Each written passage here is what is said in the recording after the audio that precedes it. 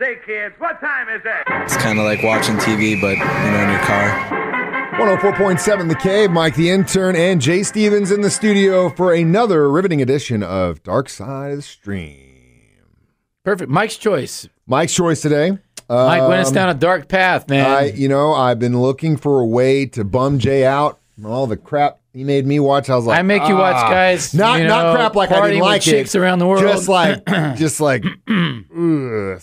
I think I finally came. Yeah, it's a a tough one. Yeah, it's the area I don't care for. I think I evened it up. Our homework assignment this week was called Dreamland, and it's about the Black Wall Street massacre that occurred in 1921 in Tulsa, Oklahoma. A lot of people in this area, even though that Tulsa, Oklahoma is only 2.5 hours away, have never heard about this. And we're about a little bit over 100 years. I had never heard about it. You never heard about it? How long have you been in this area? 8 years, at least. Like that. No one talks about it. In fact, if you were probably from the Oklahoma area and you went to school there, chances are up until probably the last 5 or less years, you never heard about it either. They hit about it in the history class. They didn't talk about it. Even they went so far as to taking newspaper articles that were written at the time and destroying even the negatives. Those don't exist because those newspapers were definitely being sensationalist and aiding and abetting what was already a serious problem. And so that's what we're going to talk about today. It's a tough subject, but you need to know about the Tulsa Race Massacre that occurred in 1921. If you didn't know, it happened in 1921 in Tulsa, and as many as 300 people lost their lives, mainly African-American business owners and people that were affluent in the area. And it's a horrific thing. As much as 100,000 people were affected directly or indirectly by what occurred in the summer of 1921 in Tulsa. Now, before we get into the details and the dirty stuff and all that stuff, have you ever been to Tulsa, Oklahoma? I possibly have been through there, maybe. It's about it. You never stayed, never partied, never saw a show, nothing? No, I don't think I ever did. I don't think I ever did. Tulsa is a strange place. It's a cool city. I've seen a lot of great shows there. I've had some really good times there. I'm not dogging Tulsa at all, but it's just a weird place. It almost feels like Salt Lake City. You've been to Salt Lake City? Yeah. You know how it just feels? There's like this weird. It's like a small town type vibe. Yeah, almost like weird. A small town, but it's like you're looking around, you're seeing skyscrapers. Yeah, and it is like, a big town, but it just kind of feels strange. It felt kind of ghost townish to me, really. I'm glad you say it that way because I wanted to bring up this thing. I was out there a couple of years ago, and this was pre-pandemic. It was on a Thursday night. Went and saw a show at I think it was either Cain's or Brady Theater. It was one of the two. It was a Thursday night. The show gets out at like 10:30. We were like, we're going to the bar, We just saw a show. It's dead.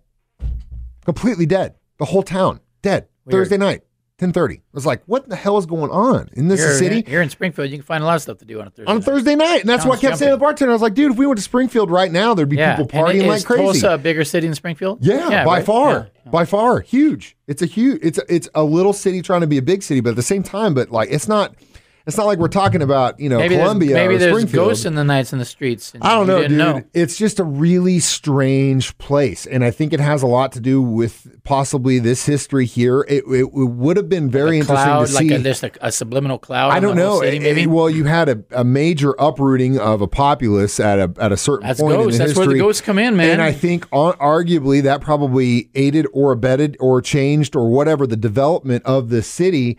And definitely affected the way it would become later on in its history because of what happened in 1921. It's a tough subject, and we're going to talk about more about it next. Dark Side of the Stream on 104.7 The Cave. Mike the Intern, Jay Stevens back in the studio today. Dark Side of the Stream discussing Dreamland documentary on HBO Max. I implore you, if you are from this area, if you watched Watchmen by chance and they touched on that arguably is why this thing kind of got some more traction. It took another fictional story about what happened, to kind of shine a light because you had a lot more people that were into Watchmen that watched this. They're like, God, that's fictional. I can't believe that. But no, it's not fictional. That actually happened. And that's kind of the basis of that story, which by far, God, if you're a Watchmen fan, man, I'm telling you, it was one of the greatest TV shows. It was the best TV show of the year that it aired, in my opinion, and they'll never do it again. It was a small, limited series, and it is phenomenal beginning to end. But let's go back to what we're talking about, Dreamland. Jay is not if you didn't know this, from this area. And I wanted to get your perspective because race issues has been a thing since the Madonna time. Different colored skin, different color religion, different color beliefs, different people, all that stuff. We've been fighting about these things for eons, okay? You're from Hawaii. Yeah. And our history as the United States government in Hawaii is there's some tension. There's little some tension muddy there. Yeah, there's some tension. It wasn't as bad as the Indians, how they did the Indians, but I mean, but arguably, like, we basically came in and said, we're gonna take this. It's more of an adoption type of thing. You're gonna give it to us, or we're gonna take it. But you didn't really screw the Hawaiians, like tell them, hey, you guys got to dip out. Here's a trail, go march. You know what I'm saying? Like, yeah, but I'm sure you did the dirt. The Indians got done way dirtier. Well, than the yeah, Hawaiians of course. Sure. And we'll get into how that they come into play into this story too, which that was something I learned. I was tripping on that too, dude, man. and it's straight out the gate. We'll get to that in a little bit. So, what was your experience like as far as the people that were, generational Hawaii, where they're like, Yeah, I mean, it's all cool at this point, but there was the generation prior to mine. There was a lot of tension between the white man and the Hawaiian guys. You shouldn't be here. You're stomping on our stuff. Yeah, and it's just like anything. If you come and you're a kook, then you're not going to be accepted, But if you come and you're cool and you respect, then you'll be cool. Yeah. And so in hindsight, I think that's a good point because what you see in Hawaii, especially like when we were discussing that one about the daywalkers, and I'd never heard of that lore in Hawaii. Night workers, whatever. Night marchers. You got the feeling that even if you weren't native to Hawaii, but you were a Caucasian or whatever, and you lived there, you do a lot better job respecting what the native people's ideology is, their sacred ground, stuff like that. In the United States of America, at least in here, we didn't do that for the native people here at all. Yeah, they burned it, build over it, move it on, and that's essentially what happened in Tulsa too. Trail of Tears, it runs right here. I pass by it all the time. Yeah, this Trail of Tears. I used to hang out in the Trail of Tears Park in Cape Girardeau, Missouri, all the time. So yeah, let's get into that. How did a bunch of African Americans end up in the Tulsa, Oklahoma area? Well, I'm glad you asked. Well, there were what they called the 5 civilized tribes, and they were the tribes of the Native Americans that made a deal with the government, and they were all from the southeast area, like South Carolina, Florida, Alabama, Mississippi. Picked them all up and said, you're going to Tulsa, Oklahoma. See you later. Well, guess what? These civilized tribes, in order to make money, had slaves. I couldn't believe it. I was like, the Indians had slaves. I could not believe this, man. I couldn't believe it. It blew my mind. And so that's how the African American community got into Tulsa. And they started mingling. There was mixed breeds of, a mating going on and stuff. It was incredible. Well, incredible. So then the tribes basically make a deal, and when they're trying to get to Oklahoma as a state, they basically, the slaves were freed. It was crazy to hear that the Native Americans fought on the sides of the Confederates. Yeah, based on the fact that they could keep slaves if they want. But still, I was just like, there was some blurred lines going on for sure. God, what a crazy time! And you don't hear about this stuff. I mean, I'm almost 40 years old, and first time I'd ever heard that was when we were watching this documentary. It just blew my mind. How could you enslave another enslaved people while you had been enslaved? See, I just is like, golly, man.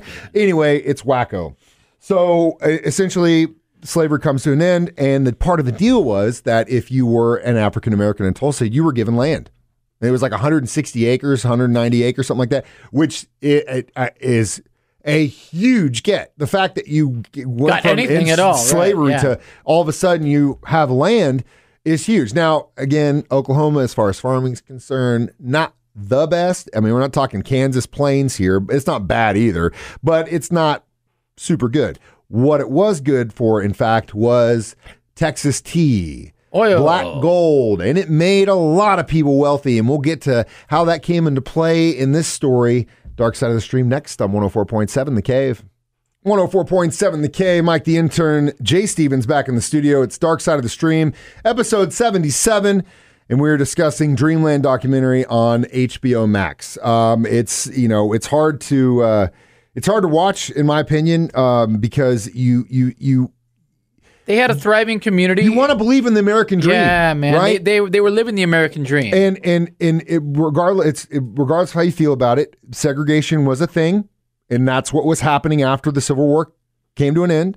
And there were rules basically saying, black communities couldn't intermingle with white communities. They had to, where you had black residential areas and white residential areas had to be separate. Do what you do in there. That's fine. Cool. No big deal. So that's what the African American community, that's what they did. Yeah, they were living good. They had their own bank. They had their own theaters. They had their own clothing stores. And they profited big time because the money was rolling in because of mineral rights that a lot of these African American families had because there was oil in the area. So the thing is that bugs me so much about the story is like they did literally what they were told to do, and they still got knocked for it. They got screwed, man. Yeah. Bottom line is this, and it's still true today. Do not let the media fuel your fire. They're still doing it. Left side, right side, they play you against you. They're playing these microcosm of people against each other when it really needs to be the haves versus the have-nots. Right, and I'm telling you right now, sir, too. They're holding down the lower class. That's what the haves are doing. That's what the haves are doing right now, just like they did in 1921. They are playing you against each other, and it's the haves versus have-nots. And we're not part of the 1%er. No, I don't care how rich you are in this area and how well off you think you are, and you got your bills paid. You're still not part of that 1%, and you are still part of the have-nots. Do not let them play you, because they are. They're trying to screw us. Right. Don't let them do it. Don't let them do it. Some Rage Against the Machine. They've been doing it to us for decades, hundreds of years. It's still in play today. Please do not fall into that trap. I endorse Mike the Intern for student council, city council. Dude, that would be we'll run mayor, for student council. Run for mayor, dude. Run for mayor, bro. Grade. You want to hear that story real quick? No, I know you did something. Did I tell you that story? I was huge. I was stoner, but I played football. I was one of those kids that was friends with everyone. I just loved partying. It was like, jocks partying, let's go. Stoners partying, let's go. Punks, whatever. I just like people, and that's just me. 8th grade, I was like, you know what? I'm going to run, and I'm going to win. Watch this. I'm not going to do anything. I'm going to run. Well, I was running against a girl who was like, seriously, like thinking about her political career in 8th grade. Yeah, like, I was like, dude, come on. You're taking she was the one at the end of the school. Was like, I'm Mr. Smith. You didn't assign your homework. It's like, oh, thanks a lot. Well, now we got homework because you wanted. Mike is the fault that poor Hillary. Bro. Mike, was her name Hillary? No, I kind of remember her name.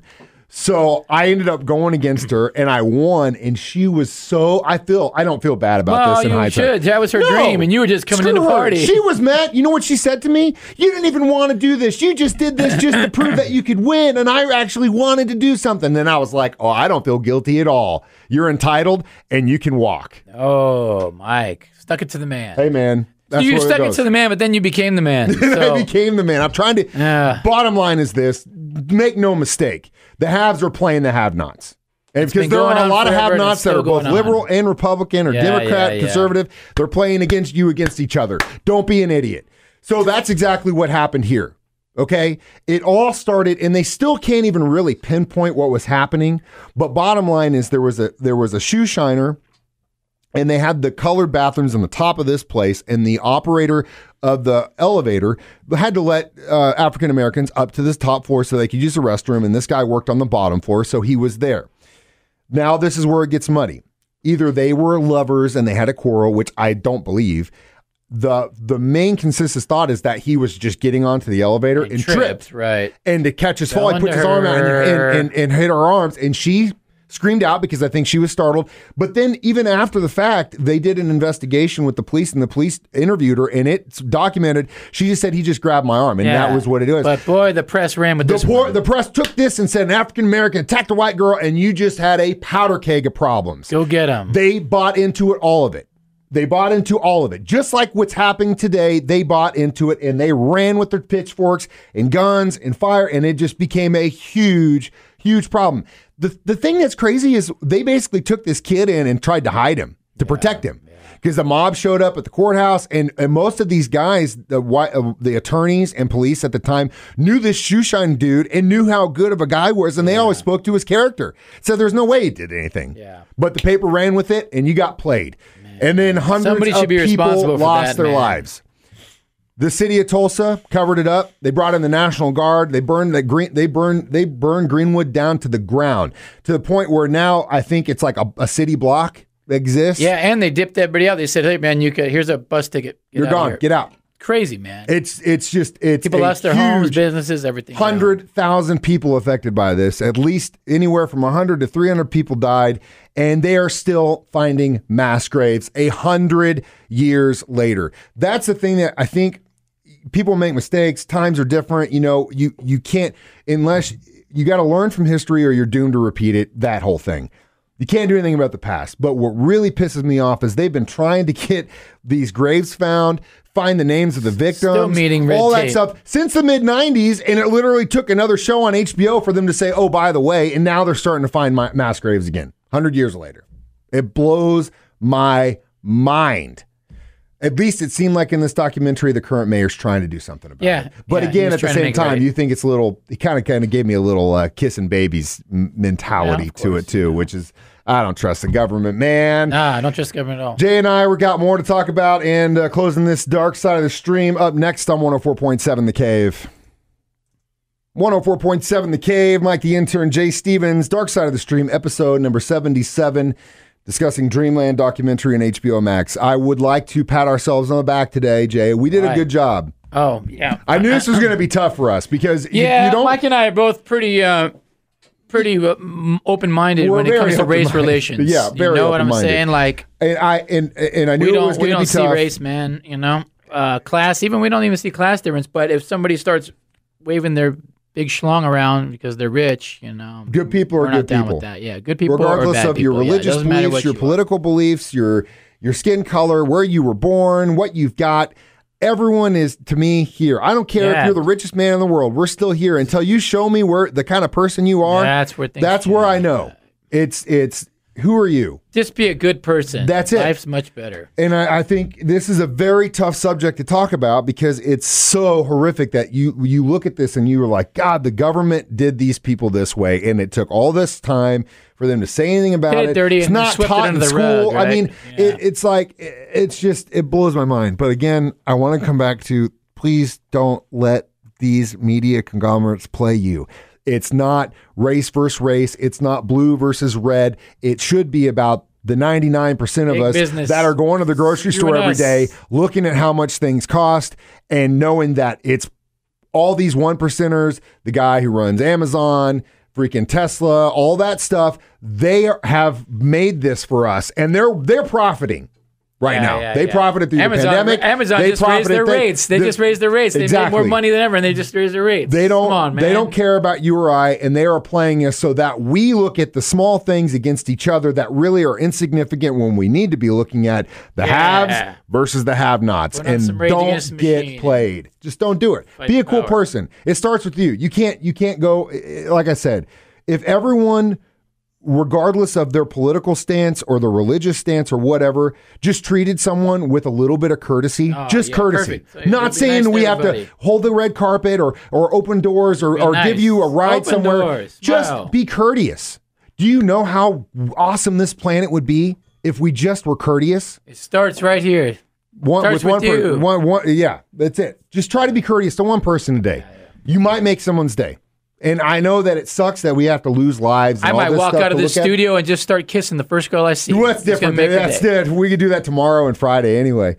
So yeah, Jay, I'm proud of you for making it through this. I appreciate you now that you know it's something you can tell somebody else. But again, I wanted this to come back to, you know, we can't change the past, but we can most certainly change the future. So what do we give this? I give it a How many burned down cities? 4.5. Yeah. 4.5 burned down cities? 4.5. Yeah, I'll go. It was a good history lesson for me. It's well put together. Kind of slow in the beginning. It was short. Really it was slow in the beginning, but short. Yeah. But the reason it's slow is because there's so much to this story. It wasn't just about because like I said, we all learned something, and I thought I knew about this. So so it's Jay's turn to serve it back to me. Man, what are we watching I had next? some free time, and I watched two, and they're both so perfect. One of them you'll never come across it, and so I'll save that in my back pocket, because the one that I did watch, you would jump on it, and I'm going to steal it from you, Mike. Bitchin'. The Sound and Fury of Rick James. Oh. Amazon. It's on Amazon. Oh. God, I can't wait I was to go down. clueless to all this, man. So you didn't know he was friends with Neil Young? I didn't know. No, that? he was in a band with Neil Yeah, Young. you I didn't know that? man. No. Okay, all right, cool. Yeah, I'm down for Rick James It's called all day. Fishing: The Sound and Fury of Rick James. Yeah, and it's Fury basically is his right. life story. This Dude, is also a great example of how cocaine is a hell of a drug, this baby. dude killed the game. This dude killed the game. Great. I mean, hell, you could go as far as to say if no Rick James, no Prince. Oh, 100%. Yeah. I mean, all 100%, day. Yeah. I mean, all day. So we'll get into that. We got a whole hour to talk about it next week. As always, stream us online, 1047thecave.com. You can download the podcast on our 104.7 The Cave app. This is Jay Stevens. I'm Mike the Intern reminding you, we watch movies, documentaries, so you don't have to. Dark Side of the Stream on 104.7 The Cave. I didn't record it. I'm just fucking. Have to go. I'm like, I'm not doing Always that one the ones, again. Always the ones we're Not fired up doing that about. one again. Always the ones we're so fired up.